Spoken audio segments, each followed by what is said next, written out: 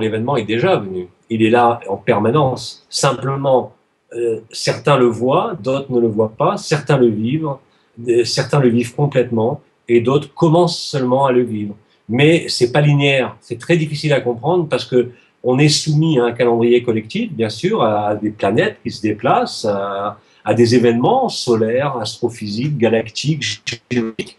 Mais ça n'a aucune importance. Il ne faut pas attendre un moment extérieur, même si ce moment extérieur a une validation non plus par les enseignements, mais par la simple observation scientifique de ce qui se passe réellement sur cette Terre. Mais l'erreur serait de perdre son temps à chercher ce moment. Alors, quand je dis perdre son temps, une fois qu'on est libéré, on peut perdre son temps. On peut s'amuser à ce qu'on veut. Hein.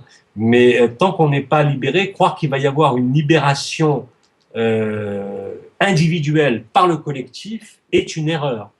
Par contre, la libération individuelle sert le collectif de manière formelle. Ça a été dit et répété, et c'est une évidence.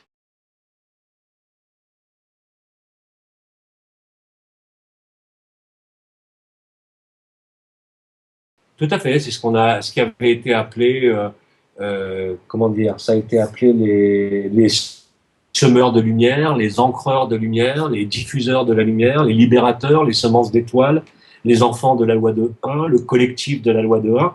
Tout ça, ce sont des appellations qui résument bien. En fait, sur l'ensemble collectif de la Terre, la question est très simple.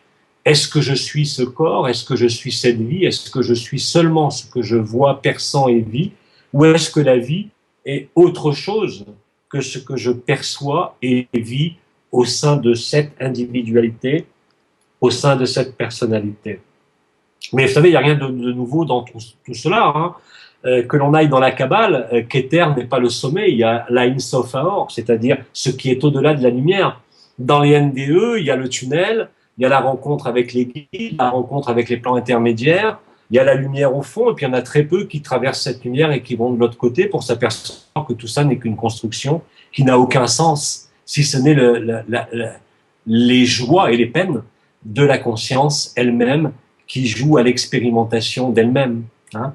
Mais tant qu'on n'a pas été de l'autre côté de la lumière, bon, c'est le grand fondement de l'Advaita Vedanta, de toutes les doctrines, et même dans la gnose chrétienne, hein, où on parle de l'enfermement archontique, vous retrouvez ça en trame de fond aussi bien dans les manuscrits de Qumran que chez John Lash, que chez tous les porteurs aujourd'hui de cet état particulier, le djani, le libéré, qu'on retrouve aussi bien chez Nisargadatta il y a une vingtaine d'années, une trentaine d'années, mais avec beaucoup de personnes aujourd'hui. Je ne pourrais pas les citer tous, mais il suffit de regarder sur Internet le nombre de personnes qui témoignent de cet absolu, et non pas seulement de l'amour et de la lumière, mais de ce qu'ils sont, cet aspect illimité, inenfermé, qui n'a jamais été enfermé, qui a toujours été libre, qui a toujours été le tout. Hein. Aussi bien, bon, pour citer quelques noms, on voit en ce moment comme Nicole Montineri, Chantal Hubert, R, Sija Sirius et plein d'autres. Hein. C'est quelque chose qui est épidémique, mais c'est pas épidémique comme ça par un coup de baguette magique, parce qu'il y a des circonstances favorisantes, et je crois que la meilleure des circonstances favorisantes est bien évidemment ce rapprochement de ces territoires, cette dissolution des franges d'interférence qui nous empêchait de voir, non pas de voir avec les yeux, bien sûr, mais de voir avec la conscience, c'est ce qu'on appelle la vision du cœur.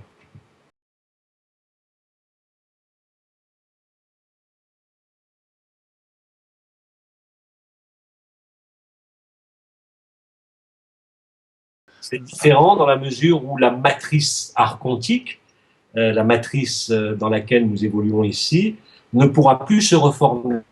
Les phénomènes d'extinction sur la planète sont innombrables. Bien sûr, la plupart des preuves sont largement cachées, mais il suffit de s'intéresser au paléomagnétisme, il suffit de s'intéresser à Monde en collusion, par exemple, d'Emmanuel Velikovsky, aux écrits sumériens, aux écrits bibliques. Le déluge n'a pas été un mythe, le déluge est une réalité. les civilisations disparues sont une réalité. Il y a suffisamment de preuves sur Terre. Hein. Il suffit de se balader sur Google Earth et de regarder le fond des océans pour s'apercevoir qu'il y a là toute une architecture inconnue. Si vous voulez, c'est quelque chose de très commun. Hein. C'est accessible à tout le monde dans ce plan de la personnalité. C'est pas quelque chose de caché, même s'il faut le rechercher. Il n'est pas sur le devant de la scène. Hein. Il évolue en arrière-fond. Mais les ouvrages de Napier, par exemple, de célèbres astrophysiciens, montrent et démontrent que les processus d'extinction de cette planète sont extrêmement fréquents et les changements de société. Bien évidemment, la dernière société présente et prééminente sur Terre, la civilisation dite occidentale, ça a été le cas pour la civilisation égyptienne, pour les Étrusques, pour les Sumériens, se sont toujours crus au summum, bien sûr, parce que c'est eux qui ont écrit l'histoire et qui ont laissé des traces. Mais aujourd'hui, les marqueurs, qu'ils soient astrophysiques, qu'ils soient géophysiques, qu'ils soient historiques, paléomagnétiques, qu'ils soient partout, ces preuves-là abondent. Maintenant, tout est cyclique au sein de cette manifestation, rien n'est éternel. Donc, il n'y a que la personnalité qui se construit elle-même une linéarité à travers la descendance, à travers l'humanisme. Et cet humanisme qu'on nous présente aujourd'hui, hein, qui est le résultat du siècle des Lumières, c'est-à-dire de la naissance historique de la Révolution française et des Illuminés de Bavière, nous fait croire et veut nous fermer, nous enfermer dans un humanisme coupé de ses racines célestes, cosmiques, au-delà de la nation de ce monde, pour toujours plus nous éloigner de la vérité. Hein. Mais ça ne tient plus, il suffit de regarder ce qui se passe. Un monde limité, je dirais, est par essence un monde anthropique. Or, l'entropie, c'est-à-dire l'expansion continuelle à partir de ce plan, atteint un moment où il n'y a plus d'équilibre. Hein. Il n'y a pas de négantropie, c'est-à-dire que la négantropie, c'est les forces de résistance à la lumière. Ces forces de résistance, elles sont écrites, comme je l'ai développé, dans l'âme elle-même, tournée vers la matière, dans ce qu'on appelle le mythe d'immortalité, je l'ai déjà évoqué, c'est-à-dire de croire que l'être humain, on ne peut exister en tant que parce qu'il y a sous-jacent dans notre cerveau un mythe d'immortalité qui nous fait croire qu'on va être immortel. Alors si on sait très bien qu'on va mourir un jour, ce mythe d'immortalité, on va le reporter sur quoi? On va le reporter sur sa descendance, on va le reporter sur la société, on va le reporter sur une amélioration de la condition dite humaine, et vous avez là tous les ingrédients de ce qu'on appelle l'humanisme coupé de l'humanité, c'est-à-dire coupé de l'essence de l'humain, et bien à dessein, c'est-à-dire vraiment pour accentuer l'enfermement. Mais on voit bien que tout ça ne tient plus. Il suffit de regarder les titres des journaux chaque jour pour bien se rendre compte qu'il y a un bouleversement de paradigme, un bouleversement de la conscience elle-même, et qui amènera chacun là où il est, hein, et selon non pas des croyances, mais selon la conscience elle-même et l'état de cette conscience. Voilà ce que je peux en dire. Donc effectivement, il y a des moments cycliques, des moments collectifs. Ces moments collectifs ont été innombrables sur Terre, contrairement à ce qu'on veut nous faire croire à travers des données qui ont été quand même pas mal occultées. Mais quand on prend conscience de ça, pour moi, ce n'est pas un défi, c'est au contraire un poids de plus, je dirais, pour se diriger vers ce que l'on est, le retrouver, et non plus errer dans ces circonvolutions permanentes de mort-renaissance, ces circonvolutions permanentes où on nous fait croire que si on est là, c'est qu'on n'est pas bien, si on est là, c'est qu'on a du karma, si on est là, bah, c'est tout simplement parce qu'on est enfermé. Quand on vit la libération, il n'y a pas d'autre explication possible.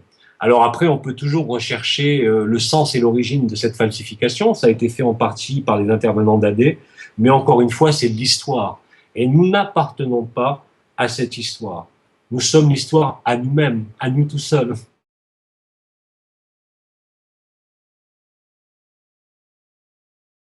Ah oui, c'est la bonne. C'est la bonne, mais encore une fois, il y a un grand principe qui est respecté, c'est la liberté. Pas le libre arbitre, mais la liberté de la conscience. La conscience est née libre. Il n'y a aucune raison que la conscience soit enfermée dans quoi que ce soit. C'est cette liberté-là qui est offerte, hein, par le face-à-face, par ce qui avait été nommé la promesse et le serment.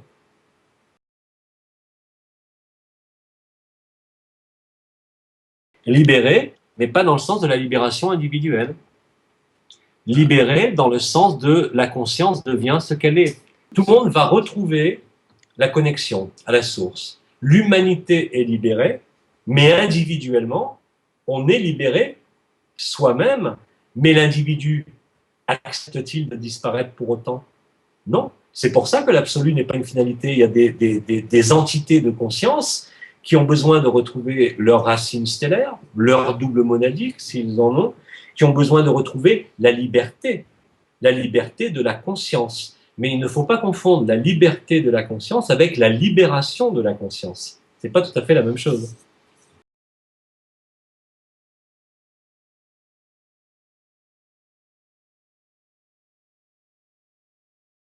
Il y a une superposition des plans, c'est-à-dire qu'on a d'abord la conscience d'être à la fois ce corps, à la fois cette conscience. On voit apparaître, comme vous disiez, d'autres territoires. On les traverse, on s'y attarde ou pas. On peut très bien passer par l'univers chamanique des antéogènes, c'est-à-dire retrouver le serpent, retrouver les forces de Gaïa archétypielles. On peut s'y attarder, on peut s'y établir. Quand on est absolu, quand on est déjà absolu, on voit ces plans, on peut les traverser, s'y arrêter, mais on n'est pas affecté, on n'est pas impacté par ces plans, que ce soit des rencontres de désincarnés, que ce soit des rencontres d'archanges, des rencontres de la source, hein. On n'est pas affecté par cela. C'est très difficile à expliquer avec des mots. Et encore une fois, dans ce genre d'expérience, à un moment donné, je suis mon corps, je suis cette conscience, je suis cette respiration, je suis parcouru par une vibration, le charamamrita, l'onde de vie, je deviens l'onde de vie, je deviens la danse, je parcours ces strates, mais tout ça se déroule dans le même temps et le même espace qui est l'emplacement de l'observateur, de ma propre conscience, et je me dépouille de tout ça. Me dépouillant de tout ça, il reste ce que vous avez décrit tout à l'heure, là où il n'y a plus rien. Donc c'est ça qu'il faut, entre guillemets, rechercher, parce que le déclic, il se fait de ce point-là. Il ne peut pas se faire d'un point intermédiaire. Il ne peut pas se faire avec la rencontre avec un guide, même vibral, même sur des dimensions très élevées. Il va vous proposer ce que vous êtes apte à vivre ou pas, c'est-à-dire une communion, une fusion, une dissolution. Mais, encore une fois, c'est une clé, mais c'est la finalité. Hein. Il n'y a que quand on éteint totalement la conscience, c'est-à-dire quand toute projection cesse, quand on se sacrifie, que là, on bascule dans l'absolu. Alors l'absolu, c'est un petit peu, je dirais, ce que vous avez décrit, ce moment où il n'y a plus de territoire, où il n'y a plus de corps, où il y a cette vibration qui parcourt le corps en différents points, en différents chakras, en différentes portes, ça peut être la Kundalini, ça peut être l'onde de vie, mais où on n'est plus, comme disait R, collé à ça. On est décollé, on ne colle plus à rien, on n'est plus adhésif. Hein. Et c'est exactement ça, on n'adhère plus à rien. Ça ne veut pas dire qu'il y a un déni, mais vraiment une transcendance. C'est-à-dire qu'on a vu avec la conscience et qu'on accepte que ce qui est vu avec la conscience est une individuation, quel que soit le plan, hein, dissocié ou unifié, mais que c'est un jeu. Et que ce jeu, on peut le parcourir pour l'éternité, mais que cette éternité n'est pas notre éternité.